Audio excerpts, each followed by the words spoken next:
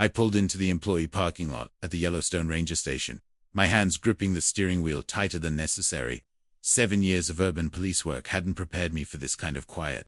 No sirens, no traffic, no constant buzz of city life. Just the soft crunch of gravel under my tires and the distant sound of wind through pine trees. The transition felt surreal. 3 months ago, I'd been chasing down suspects through Denver alleyways and dealing with domestic disturbance in cramped apartments. Now I was trading my badge for a different kind of uniform, swapping concrete for wilderness, crime scenes for campgrounds. The change had been my choice. But sitting here in the shadow of the mountains, I wondered if I'd made the right call. I grabbed my duffel bag from the back seat and headed toward the station.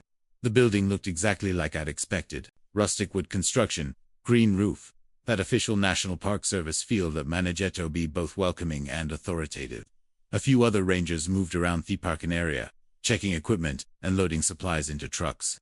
They nodded politely as I passed, but nobody stopped to introduce themselves. Fair enough. First day on the job, I figured I'd have plenty of time to learn names and faces. Inside, the station was busy with the kind of organized activity I recognized from precinct houses. Rangers grouped around bulletin boards, checking schedules and discussing patrol routes. Radio chatter filled the background. Status updates, weather reports, campsite conditions. Their familiarity of it relaxed me a little. Different setting, same basic structure. You must be Thompson. A man in his late 40s approached, clipboard in hand. His uniform looked worn in all the right places. The kind of comfortable fit that came from years of field work. David Wilson, your supervisor. Welcome to Yellowstone. Mike Thompson. Good to meet you. Ready to get started. I've got your locker assignment and patrol schedule. We'll run through the basics today. Get you oriented with the area. He gestured toward a bank of metal lockers along Theffer Wall. Number 37 is yours. Combinations written on the card there. I followed him over, noting how the other rangers seemed to give us space without making it obvious. New good treatment, probably. I'd been through it before in different jobs. David handed me a small index card with its combination and walked me through the standard equipment checklist. Radio, first aid kit, flashlight, the usual ranger gear. Uniform shirts are in there along with some department manuals and safety protocols, he said, already glancing at his clipboard like he had a dozen other things to handle. Take your time getting settled. Your first patrol starts at 7 tonight. We'll have you do an evening rounds in your Old Faithful to get a feel for visitor interactions. He moved off to deal with another ranger's question, leaving me alone with me new locker. I spun the combination lock and pulled the door open, expecting to find exactly what he described. Uniforms hung neatly on hooks, and a stack of manuals sat on the upper shelf. But taped to the inside of the locker door was a piece of paper I definitely hadn't expected. Someone had written on it in careful, precise handwriting, fecund of penmanship that looked like every letter had been formed with intention. Rules for Yellowstone. Night shift. 1. If you see a pale figure in the woods during your patrol, do not look directly at it. Say, I'm just here to ensure the safety of campers, and turn your back. Do not run. 2. If the forest goes completely silent, no birds, insects, or wind, stop moving immediately. Do not take another step until normal sounds return. 3. Avoid anyone wearing yellow rain jackets in groups of 4 or more. McKee an excuse and leave the area quickly. 4. Never follow the sound of a child crying, no matter how distressed they sound. Stay on marked trails. 5. If someone knocks on your cabin door after 11 p.m., do not answer. Do not look out the windows. Stay in bed until sunrise. These are not suggestions. Your life depends on following them exactly. I stared at the paper for a long moment, reading through the list twice. My first instinct was to laugh. Classic rookie hazing. Make the new guy paranoid about mysterious forest creatures and unexplained dangers. Every job had its version of this. The police department had been full of stories designed to mess with fresh recruits. Urban legends about haunted patrol routes and cursed evidence lockers. I crumpled the paper and tossed it toward a nearby trash can. But something made me pause. The handwriting bothered me. It wasn't the sloppy scrawl of someone playing a prank. Each word had been written with care, like the person took's message seriously. The paper itself looked like it had been there for a while, the tape edges slightly. YELLOWED. I walked over and picked the crumpled note out of the trash, smoothing it against my thigh. And there was something about the tone. Direct, urgent, almost desperate. who wrote warnings about staying in bed until sunrise as a gag. I folded the paper and slipped it into my pocket. Maybe I was overthinking it, but 7 years of police work had taught me to pay attention when something felt off. Even if this turned out to be an elaborate prank, keeping the rules wouldn't hurt anything. The rest of the afternoon passed in a blur of orientation materials and equipment checks. David introduced me to other members of the Rangers staff, walked me through the radio protocols, and gave me a basic rundown of the park layout.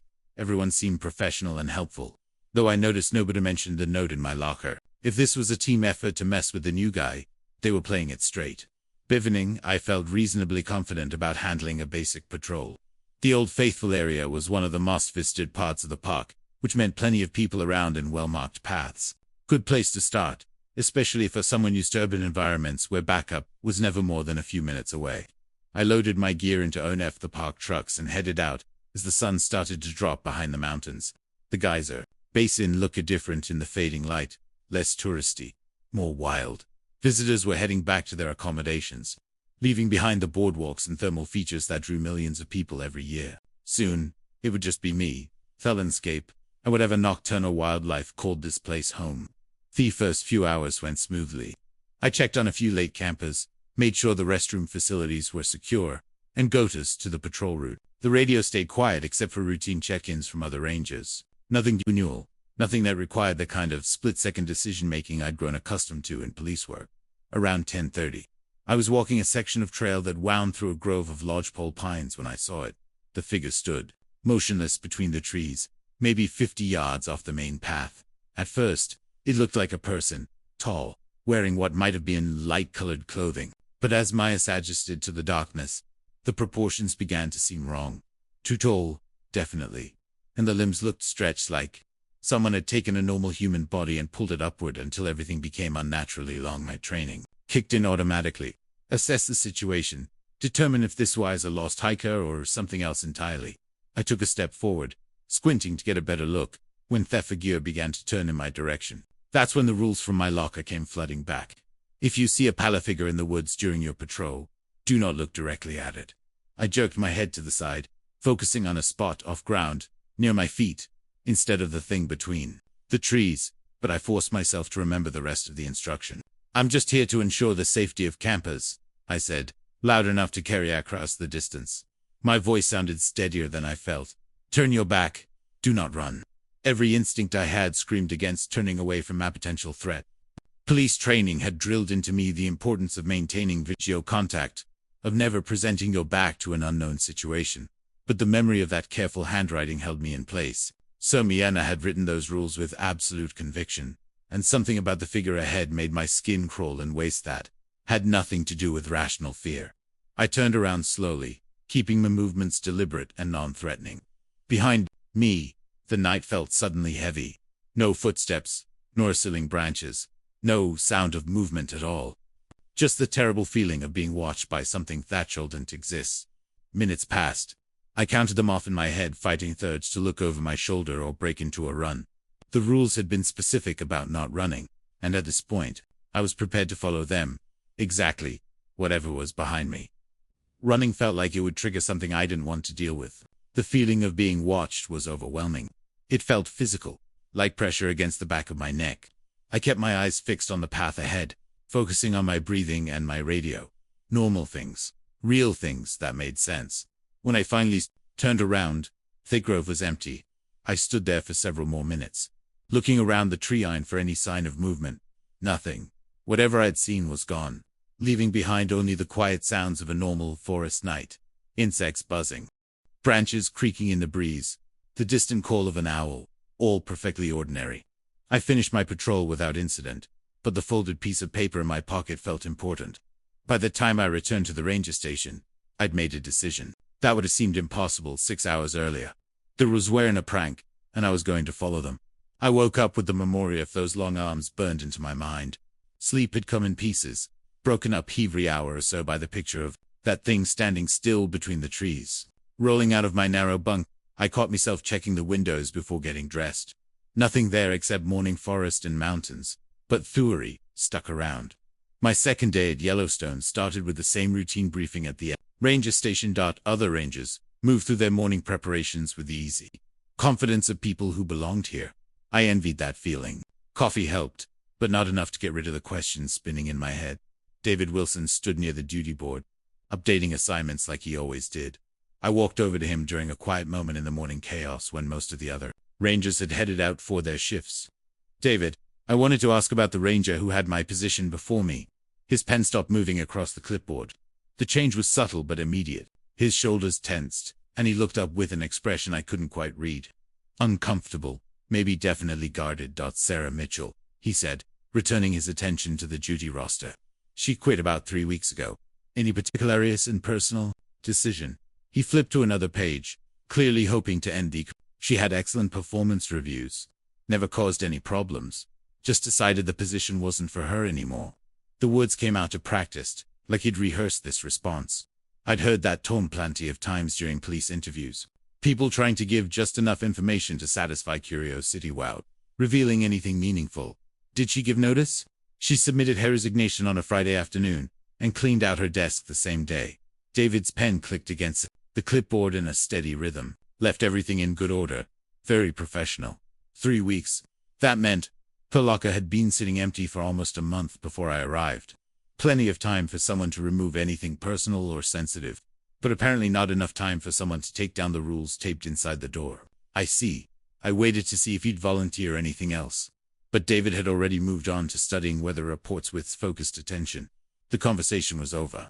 I spent the rest of the morning reviewing park maps and getting to radio protocols. Normal ranger work, the kind of preparation that made sense regardless of what might be hiding in the forests after dark. But the image of that pale figure kept interrupting me, and I found myself thinking about Sarah Mitchell's sudden departure, excellent performance reviews, and no explanation. Someone who took pride in her work based on how she'd left everything organized, but who walked away from her job without warning. The timing bothered me, too. 3 weeks ago meant she'd quit right around the end of summer season when rangers would normally be preparing for autumn duties and fewer visitors. My afternoon assignment took me to Lamar Valley, a section of the park known for wildlife viewing and camping. The drive out gave me time to appreciate the landscape in daylight. Rolling grasslands surrounded by mountains, the kind of scenery that drew millions of visitors every year. Hard to imagine anything scary in such an openly beautiful place. I found the family of campers I was supposed to check on without any trouble. Standard stuff. Making sure they had proper food storage. Confirming their camping permits were in order. Answering questions about trail conditions. A couple from Minnesota with 2 teenage kids. All of them friendly and well-prepared. The kind of visitors who made the job pleasant. "Are there any animals we should watch for?" the father asked as I finished reviewing their permit. "Bears and wolves. I said automatically keep food in the bear boxes. Don't approach wildlife. Stay on marked trails. Standard precautions." The family nodded and thanked me for I was turning to head back to my truck when it happened. The forest went silent. Not gradually. Not the way sounds might fade during a normal lull in activity. One moment I could hear birds calling, insects buzzing, leaves rustling in the breeze. The next moment, complete quiet. No bird songs, no insect buzz, no wind through the trees. Even the family behind me seemed to fall silent, though I couldn't tell if they'd noticed the change, or was simply caught up in the same unnatural hush. My right foot was in the air, mid-step toward the parking area. The second rule flashed through my memory with perfect clarity. If the forest goes completely silent, stop moving immediately. Do not take another step until normal sounds return. I froze, balancing awkwardly with one foot raised, feeling ridiculous and terrified at the same time. Every muscle in my body wanted to complete the step, to move normally, to pretend nothing unusual was happening. But the silence pressed against my ears like physical weight, and something deep in my survival instincts screamed warnings I didn't understand. Behind me, one of the teenagers said something to his parents, but even their voices sounded muffled and wrong, like they were speaking through thick glass. The normal acoustics of the outdoors had vanished completely. Minutes crawled by. My raised legs started to ache, then burn, but I held the position. The silence wasn't peaceful. It felt loaded with potential, like the moment before lightning strikes. My police training had taught me to trust my instincts when something felt wrong. And everything about this situation set off every alarm bell I developed over 7 years of abandoned patrol. A bead of sweat rolled down my spine. The family was definitely talking now, their voices carrying that particular tone people used when they were trying to decide if they should be concerned about something. I wanted to reassure them, to explain that I was just being cautious. But the rules had been specific about not moving. 6 minutes 78, my legs shook with the effort of maintaining balance, and I started to worry about falling over. But the silence held, thick and oppressive, making the normal world feel impossibly distant. Then, faint and far away, he heard a single bird chirp. The sound was like a crack in a dam. Within seconds, the normal symphony of forest noise came flooding back. Insects buzzing, leaves rustling, birds calling to each other across the valley. The oppressive weight lifted from the air, and suddenly I could breathe properly again. I lowered my foot to the ground, trying to make the movement look casual. My leg nearly buckled, but I managed to stay upright.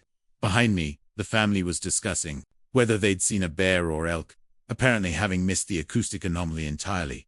"Everything okay, Ranger?" the father called. "Just listening for wildlife," I said, surprised by how normal my voice sounded. "You folks have a good afternoon." I walked back to my truck on wobbly legs, nodding goodbye to Thefenly, while my mind went through what had just happened. 10 minutes of complete quiet in the middle of a boozy ecosystem. No bears, no predators, no clear reason why every living thing in the area would suddenly stop making noise. Except it wasn't without explanation. Someone had written specific instructions about exactly this situation, and those instructions had just saved me from what I had no idea what would have happened if I'd kept walking. But the feeling that it would have been bad settled into me bones. The drive back to the ranger station passed in a blur of questions I couldn't snooze were. By the time I parked in the employee lot, one thing had become clear. The rules weren't a prank. Sarah Meckel had left them for a reason, and whatever she'd experienced during her time here had been real enough to make her quit a job she was apparently good at. The station buzzed with typical late afternoon activity. Rangers returning from patrols, updating logs, preparing for evening duty. I moved through the routine check-in procedures automatically, my mind focused on a single goal. I needed to find out more about Sarah Mitchell, and her desk seemed like the logical place to start. The office area held 6 desks arranged in 2 rows, each one equipped with a computer terminal and filing drawers. David pointed out Sarah's old workspace during my first day tour, mentioning it would probably be reassigned soon. Located in the back corner, it had a clear view of the duty board and radio station, but felt somehow cut off from the main flow of activity. I waited until most of the other rangers had finished their paperwork and headed home. David left around 5:30, reminding me to lock up when I finished my reports by 6 o'clock. I was alone in the station with Sarah's abandoned desk. The surface was clean, no personal items, no scattered papers. Nothing to suggest Simeone had once worked there regularly. But the drawers told a different story.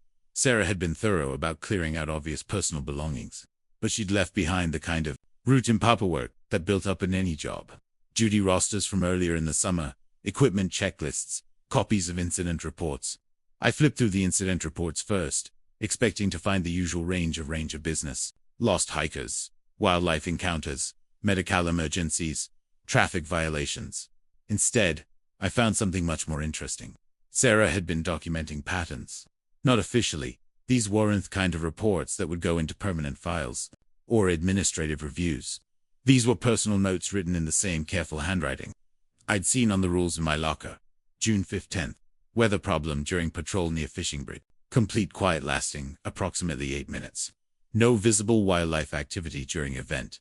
June 23rd, campers report strange person seen near thermal features after midnight. Unable to locate source of sighting during follow-up investigation. July 2nd, radio interference during evening patrol. Voices claiming to be Hathor Rangers requesting assistance, but duty roster shows all personnel accounted for at other locations. July 18th, wildlife. Behavioral problems seen in Lamar Valley. Elk herd ran away suddenly, with no apparent cause. Complete stop of bird activity for 12 minutes. The reports continued through August, becoming more frequent and more detailed. Sarah had been tracking something. Multiple incidents involving strange people, false radio calls, and animals acting scared. She'd noted dates, times, locations, weather conditions. Someone building a case for something she couldn't officially report. The final entry was dated August 29th, 3 days before her resignation. Partner still missing. Official search called off after 72 hours. I know what happened to him, but I can't prove it, and no one would believe me anyway. The rules work. Follow them exactly. Trust nothing that seems wrong, even if it looks known. I read that last 3 times, feeling pieces of a puzzle slide into place. Sarah hadn't quit because she didn't like the job. She'd quit because someone she cared about had gone missing. And she knew something about the circumstances that she couldn't share through official channels. The rules weren't just protection. They were a warning based on direct experience. Sarah had figured out how to survive whatever was happening in this park, and she'd left instructions for whoever came after her. I gathered the incident reports and slipped them into my jacket. David might wonder where they had gone eventually, but Sarah had clearly intended them to be found by the right person, someone who would take them seriously, instead of dismissing them as stress-related paranoia. That evening, alone in my cabin, I spread Sarah's reports across my small table and read through them again. Their pattern was clear once you knew what to look for. Incidents clustered around certain areas. Specific times when animal rules seemed to break down. Entities that could copy human voices and appearances. I pulled the folded rules from my pocket and smoothed them out beside the reports. Every instruction corresponded to something Sarah had documented. The pale person, the unnatural, quiet, false distress calls. Things that appeared human but weren't. She'd learned these lessons the hard way, losing someone important in the process. Now she was gone, too. But she'd left behind everything I needed to avoid making the same mistakes. I refolded the rules and put them back into my pocket. But this time they felt different. Not like a prank or curiosity, but like a lifeline. Sarah Mitchell had spent her final weeks at Yellowstone, trying to protect whoever would take her place, documenting threats that couldn't be officially ignored, and creating guidelines that might keep another ranger alive. I had no idea what I was really dealing with, but I knew enough to follow her advice exactly. Tomorrow night, I'd be back on patrol, and when something impossible appeared in my path, I'd be ready for it. I'd spent the last 2 days going through Sarah's incident reports again and again, memorizing dates and locations until the pattern burnt itself into my mind. What she documented settled over me like a heavy coat, one I couldn't take off now that I understood what I was really dealing with. Sleep came easier knowing I had her rules to follow, but my dreams were filled with tall figures and missing partners whose faces I'd never seen. 2 days of normal patrols had given me a false sense of security. I'd started to hope that maybe the strange encounters came in waves, that I might get weeks of regular ranger work between incidents. That hope disappeared completely during what should have been a routine morning. Mammoth Hot Springs drew visitors year-round for its terraced limestone formations and steaming pools. The camping area nearby required regular inspection, making sure people followed food storage regulations, checking permits, ensuring nobody was camping too close to the thermal features. Standard stuff that let me focus on the job instead of looking around every tree line for things that shouldn't exist. I was walking between designated campsites, clipboard in hand, when I spotted them near the northern edge of the camping area. 4 people wearing identical bright yellow rain jackets standing in a loose cluster near a picnic table. The morning was clear and warm, not a cloud in the sky, which made their choice of outerwear seem odd from the start. But it wasn't the jackets themselves that made my stomach clench. It was how they moved. I stopped beside a large pine tree pretending to check something on my clipboard while watching them through my peripheral vision. They changed positions like they were connected by invisible strings. When one turned left, they all turned left. They all turned left. When one took a step forward, they all took the same step at exactly the same moment. The timing was perfect in a way that human movement never quite achieved. Their conversation drifted across the campsite, and even from 30 yards away, I could tell something was wrong with it. The words came at regular intervals, like people reading from a script. No natural pauses, no interruptions, no overlapping voices. Each person spoke their lines and waited for the next person to speak theirs.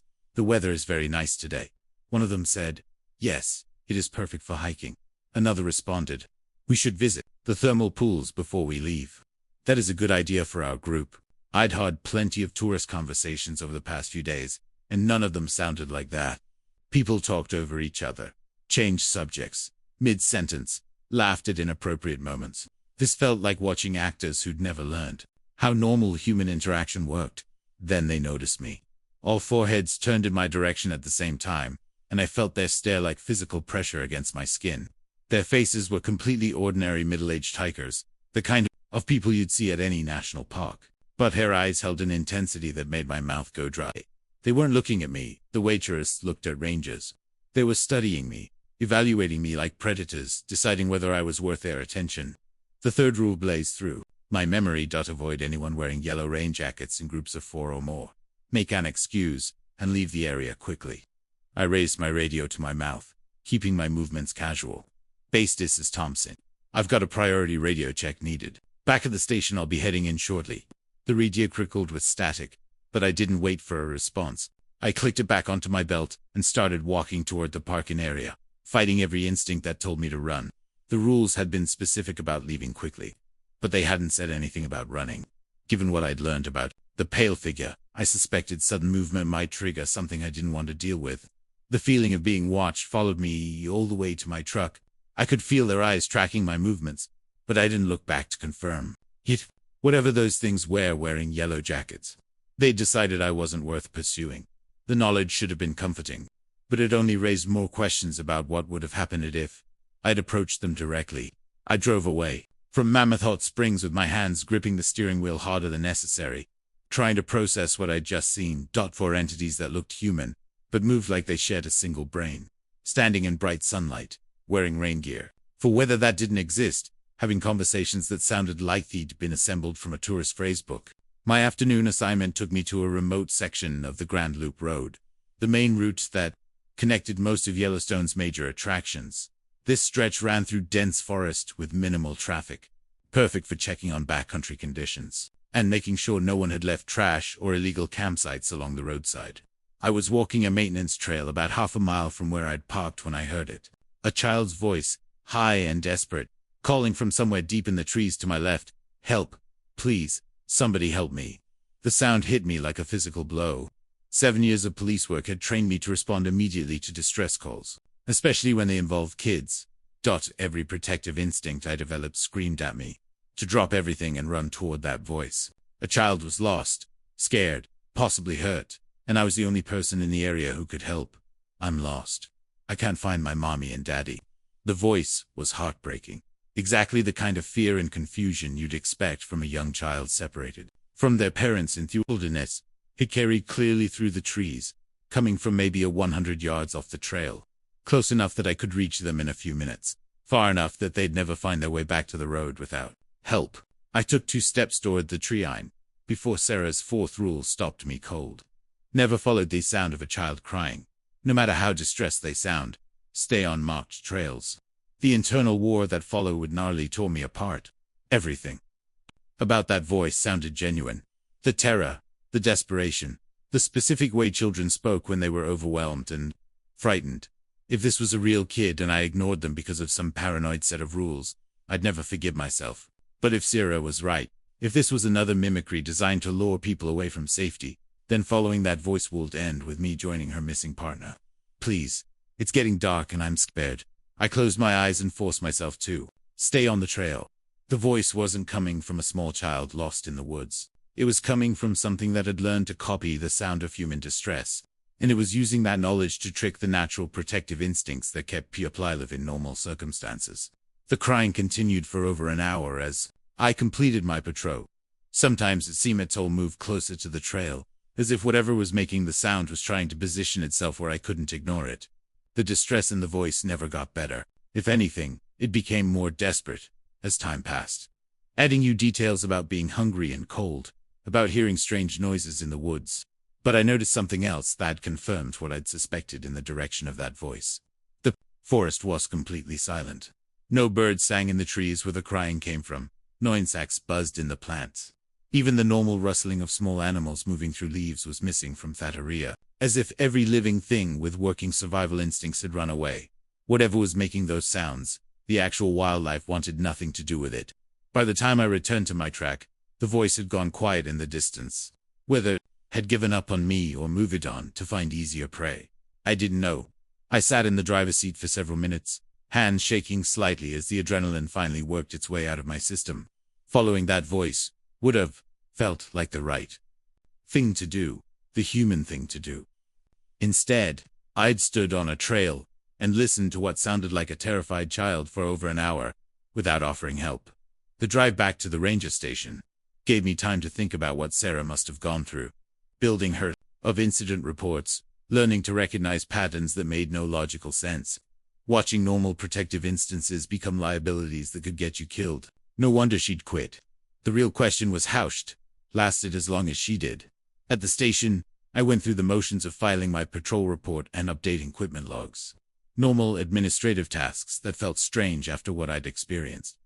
The other rangers worked around me, with easy familiarity, discussing visitor complaints and maintenance schedules like this was any other job in any other place. I waited until most of them had finished their paperwork and headed home.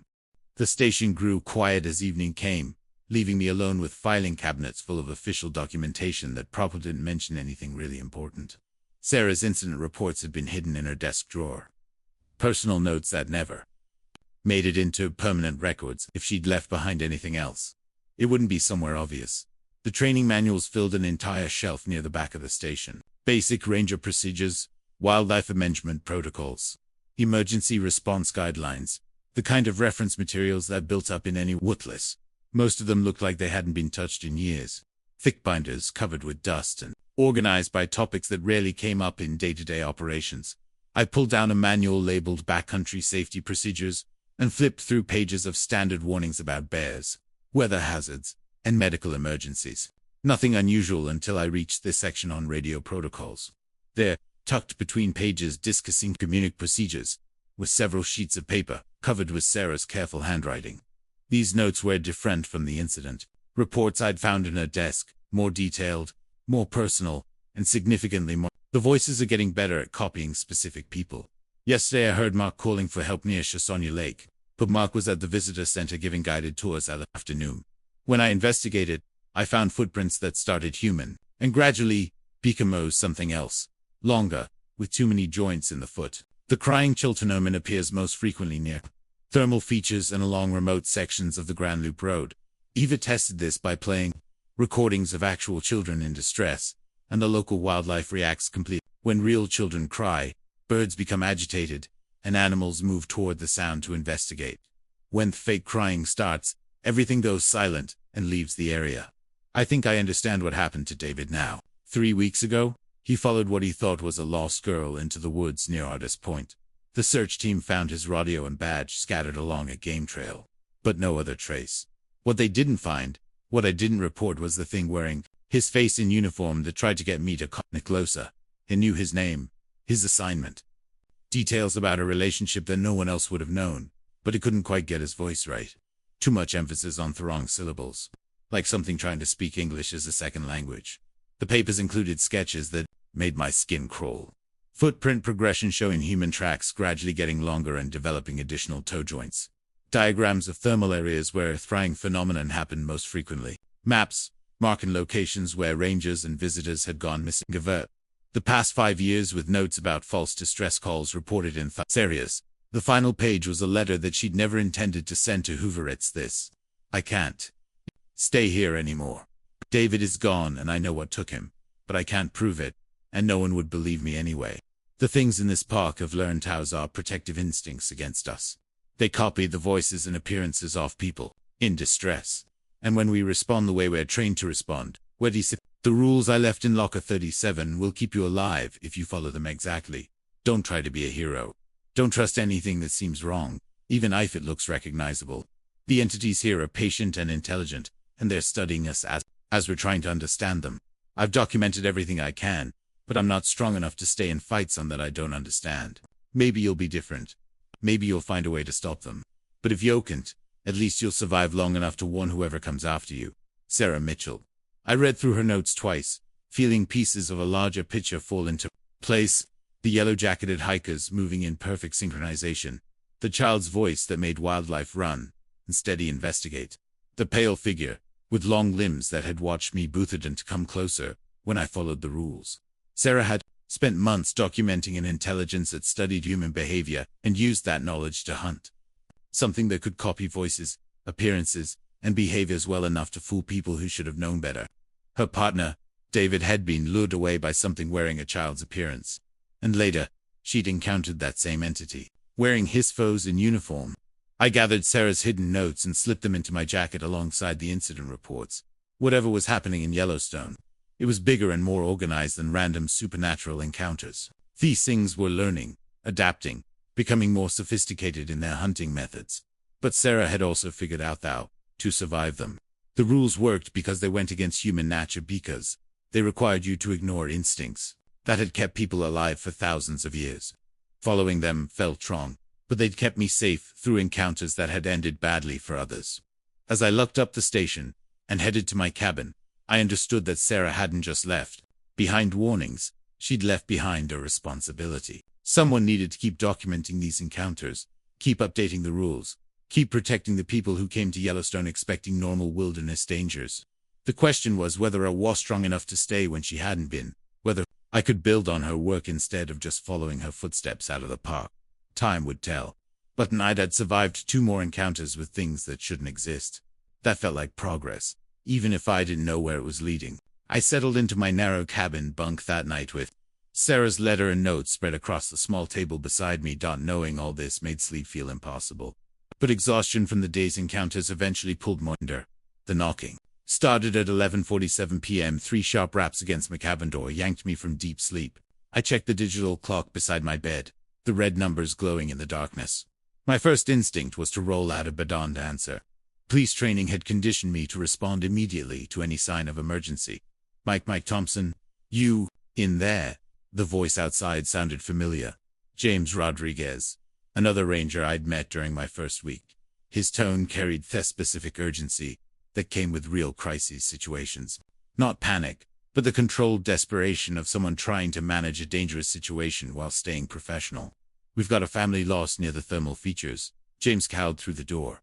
Parents and 2 young kids have been missing for 3 hours. You need backup for the search.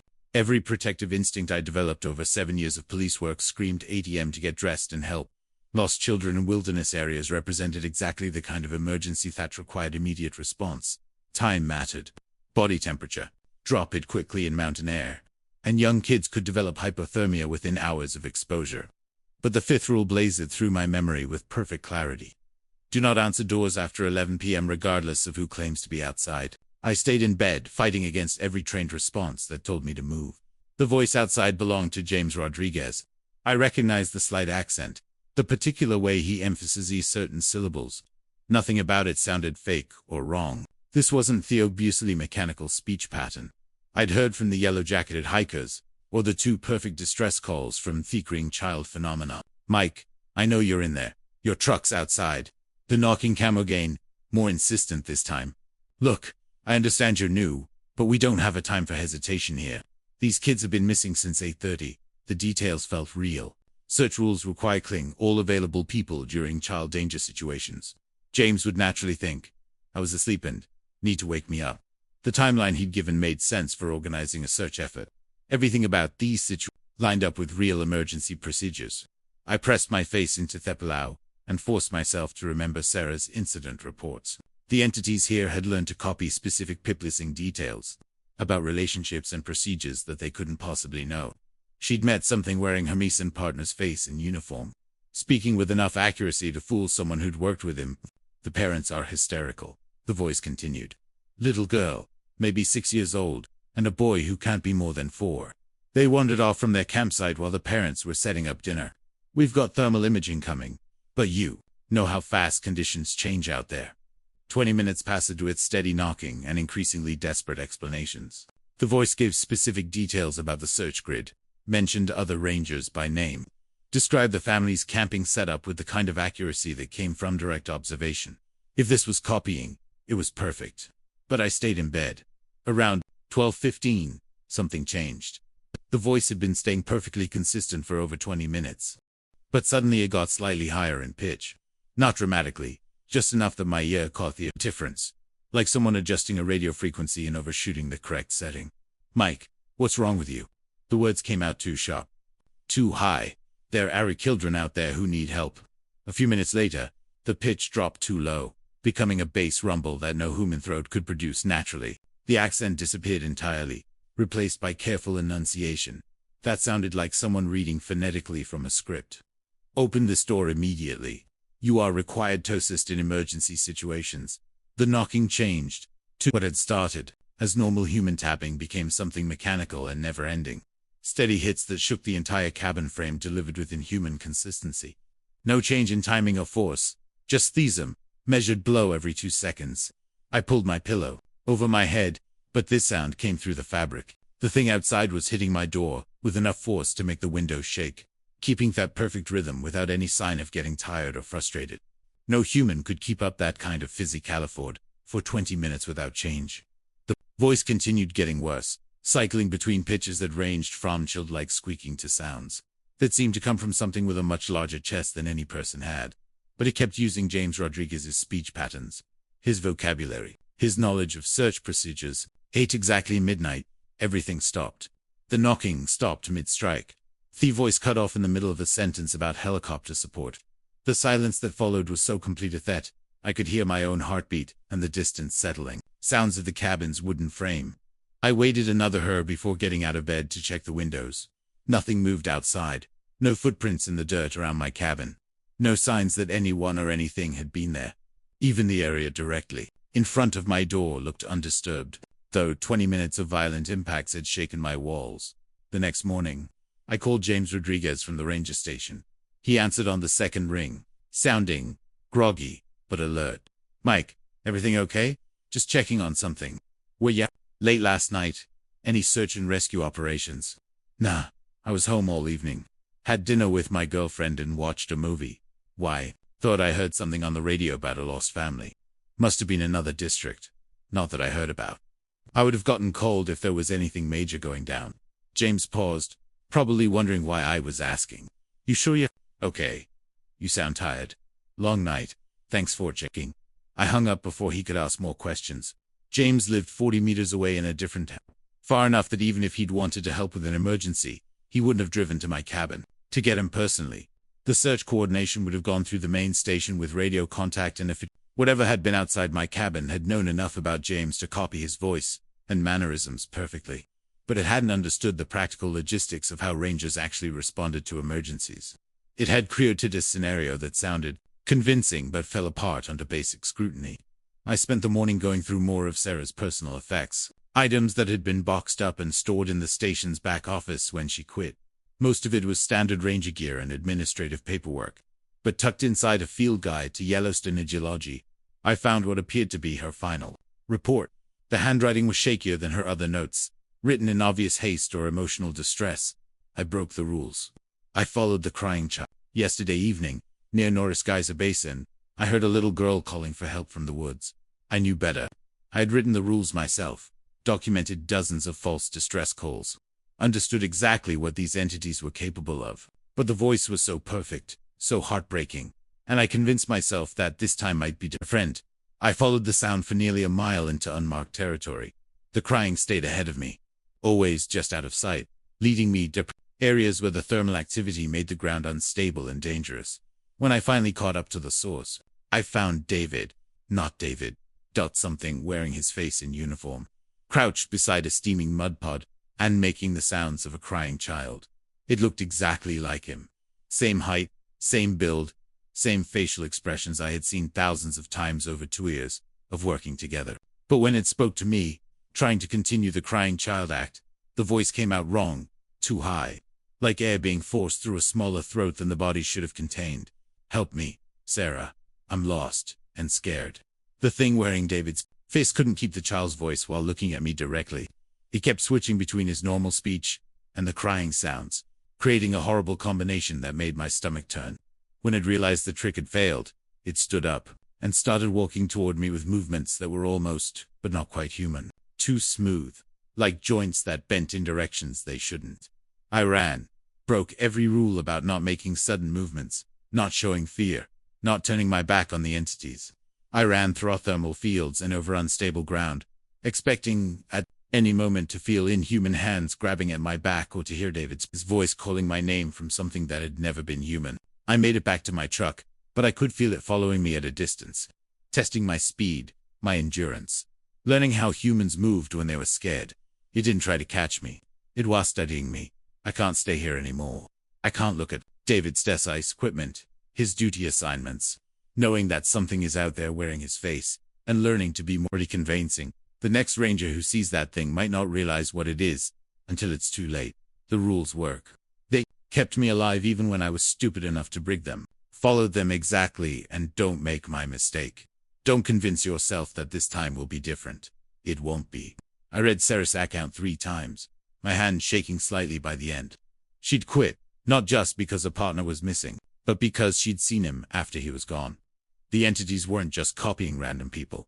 They were taking the appearance of specific individuals, learning their mannerisms and relationships, becoming more sophisticated hunters. The thing outside my cabin last night had been using James Rodriguez's voice, using his knowledge and speech patterns to create a convincing emergency scenario.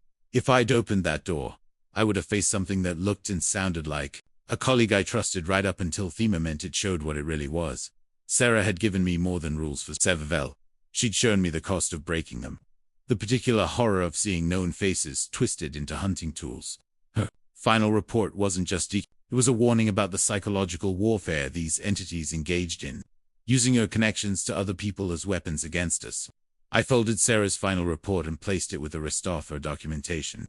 Tomorrow night, I'd be back, on patrol, and eventually something would test my resolve again. But now I understood what I was really protecting myself from.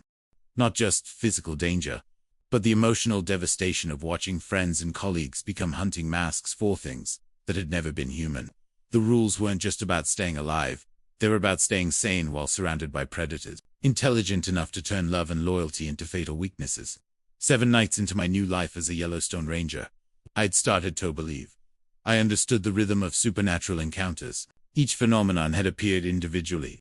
The pallor figure, the unnatural silence, the yellow-jacketed hikers, the crying child, the midnight knocking.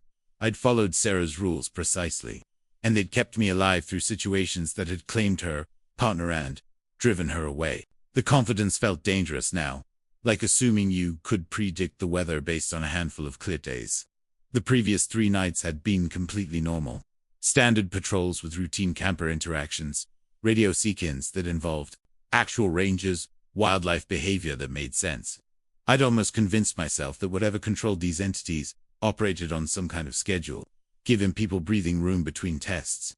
That assumption shattered completely. On my 7th night, my patrol route took him through the Norris Geyser Basin area, the same region where Sarah had made her final mistake, and followed the crying child to find something wearing her missing partner's face.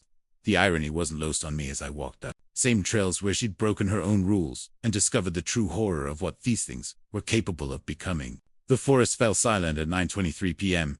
It stopped mid-step with my right foot raised, exactly as I'd done near Lamar Valley. But this silence felt different, heavier, more loaded with potential.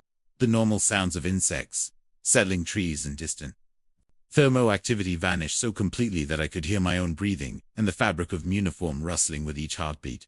Then I saw it.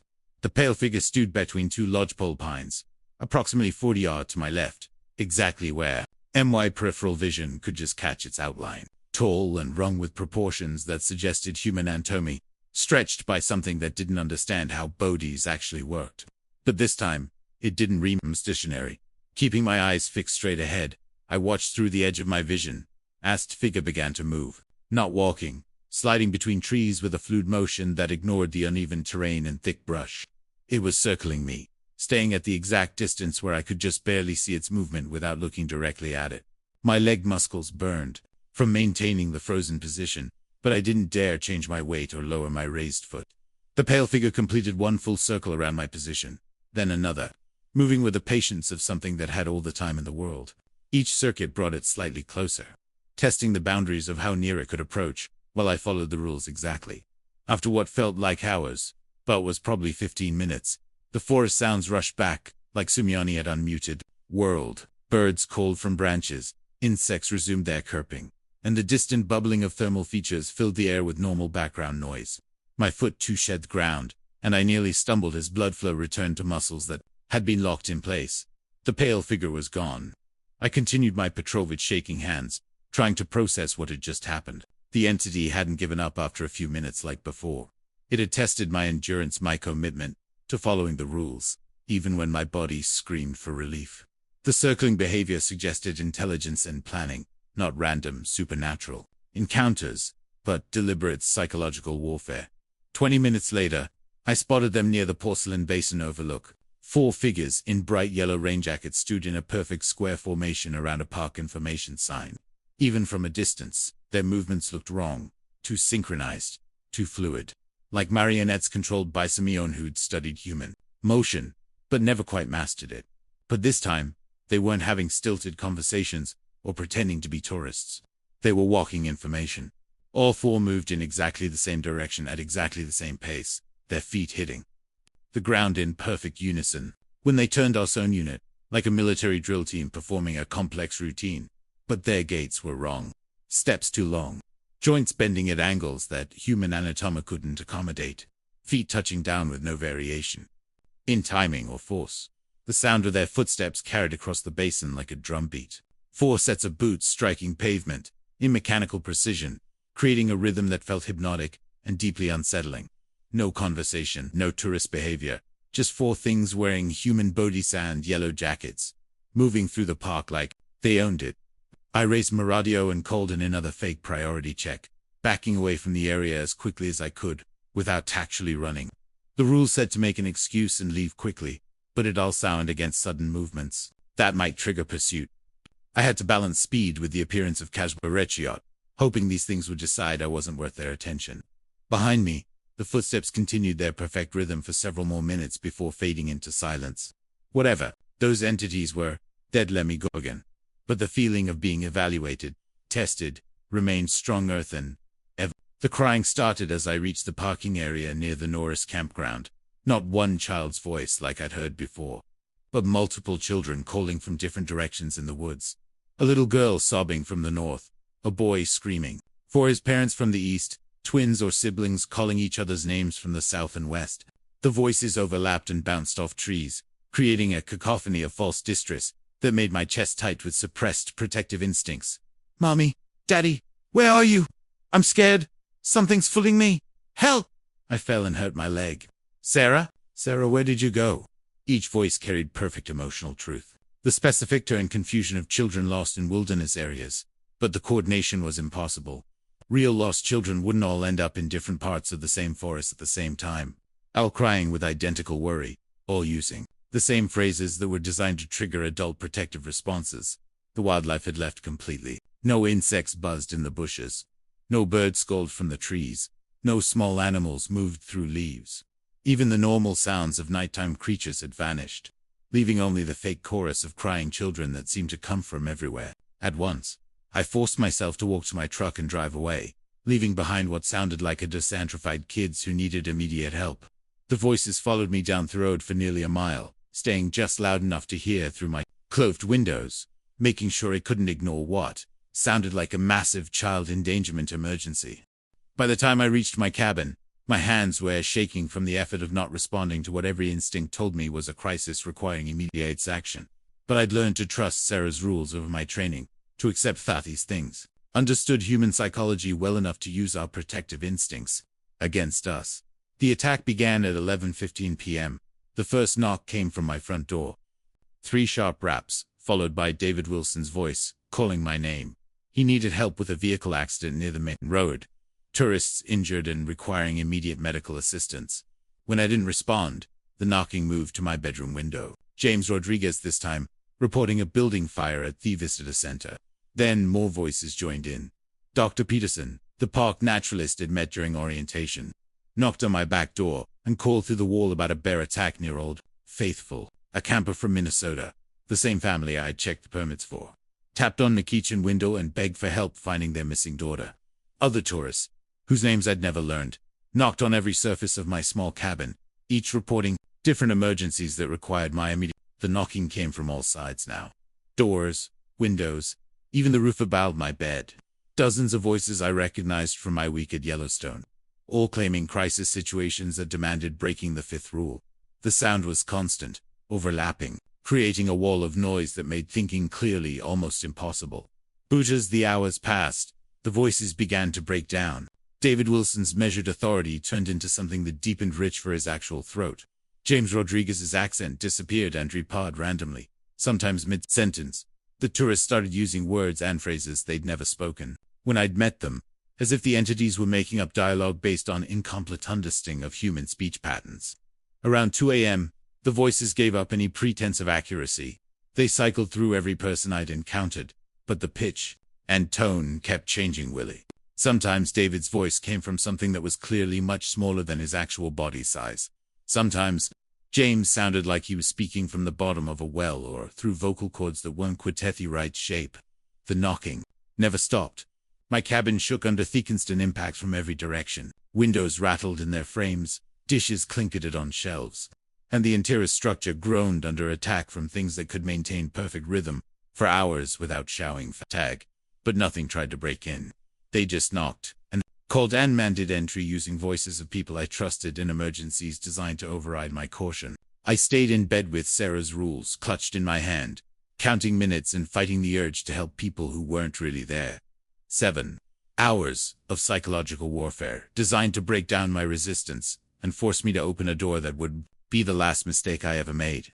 At exactly dawn, everything stopped. The knocking stopped mid-stride. The voices cut off without finishing their sentences. The silence that followed was so complete that my ears rang from the sudden absence of noise. I waited another hour before checking windows and found no evidence that anything had been outside. No footprints, no damaged surfaces, no signs of the attack that had shaken my cabin all night. I sat at my small table with Sarah's documentation spread out before me, finally understanding what she'd been trying to tell me. The rules weren't just survival instructions. They were a test. These entities weren't intelligent enough to coordinate complex attacks, patient enough to spend hours wearing down human resistance, and smart enough to study our behavior and adapt their hunting methods accordingly. But they were also bound by limitations. They couldn't break the rules any more than I could afford to break them. Whatever prevented them from approaching Han, I avoided looking directly. Whatever stopped them from entering my cabin uninvited. Whatever kept them from pursuing when I followed the correct protocols. Those boundaries were real and consistent. Sarah had discovered how to survive in a park, where supernatural predators studied human nature and used that knowledge to hunt. She'd documented their methods, learned their limitations, and created a framework that could keep people alive if they had the discipline to follow it exactly. But she'd also left something else, a responsibility. I picked up a pen and started writing my own notes on a fresh piece of paper. The coordinated nature of the seventh night attack. The way the entities tested boundaries and checked responses.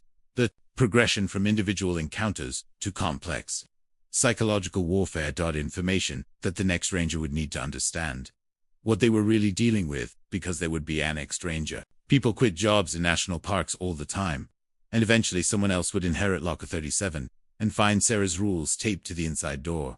They'd go through same process of doubt, testing, and gradual acceptance that I had. But he'd also inherit my additions to Sarah's work. More detailed documentation, better understanding of the entity's capabilities, improved strategies for surviving encounters. He thought about the pale figure circling me in the darkness, the yellow-jacketed hikers moving with inhuman precision, the crying children that made wildlife flee, the voices of trusted colleagues demanding entry to my cabin. These things weren't random, supernatural occurrences. They were evidence of an intelligence that studied human behavior and used that knowledge to eliminate threats to whatever they were protecting or claiming as territory. Sarah had figured out how to survive them, but she'd been one person fighting a war she couldn't win. She'd lost her partner, broken her own rules in grief, and left rather than continue facing entities that wore faces to hunt her. But she'd also left behind everything. I needed to do better than she had. I spent the morning updating Sarah's documentation with my own notes, refining the rules based on what I'd learned about the entity's limitations and testing methods. The fifth rule needed expansion. They would use every voice you recognized, not just rangers and officials. The second rule required clarification about duration. The silence could last much longer when they were conducting coordinated tests. By afternoon, I'd created a comprehensive guide that built on Sarah's foundation while adding crucial details about the escalation patterns and psychological warfare tactics. The next ranger wouldn't face these things blind or unprepared. They'd have the benefit of both Sarah's tragic experience and my successful adaptation to her methods. That evening, I contacted Park Administration and submitted my request for a permanent position transfer to the Night Patrol Division. When they asked Edwy, I wanted to specialize in after-hours duties. I told them I'd found the work suited my background, and I didn't mention the real reason. That someone needed to stand guard between the supernatural dangers and the innocent visitors who came to Yellowstone, expecting normal wilderness hazards. 7 nights had taught me that these entities were patient, intelligent, and dutifully committed to testing anyone who showed signs of understanding their existence. But they were also limited by rules as rigid as the ones Sarah had left for me. They could mimic human appearance and behavior, but they couldn't break certain boundaries without invitation or direct engagement. I could work within those limits. I could follow the rules exactly while documenting everything, building a more complete understanding of what these things were and how they operated. Maybe I'd never find a way to stop them, but I could definitely protect the people who came after me. As the sun set behind the mountains and my 8th night began, I felt something I hadn't expected. Purpose. Sarah had run because she'd been alone and overwhelmed, but I wasn't starting from scratch. I had her foundation, her documentation, her hard-won knowledge of how to survive. More importantly, I had the chance to make sure the next ranger who inherited this responsibility wouldn't face it alone either. The entities could just hunt and mimic all they wanted. As long as someone followed the rules and kept adding to the documentation, their advantages would gradually diminish. I locked the expanded rules in my desk drawer and prepared for patrol, carrying Sarah's original note in my pocket like a talisman. 7 nights had shown me the true nature of my job. Tonight, I'd start learning how to do it even better.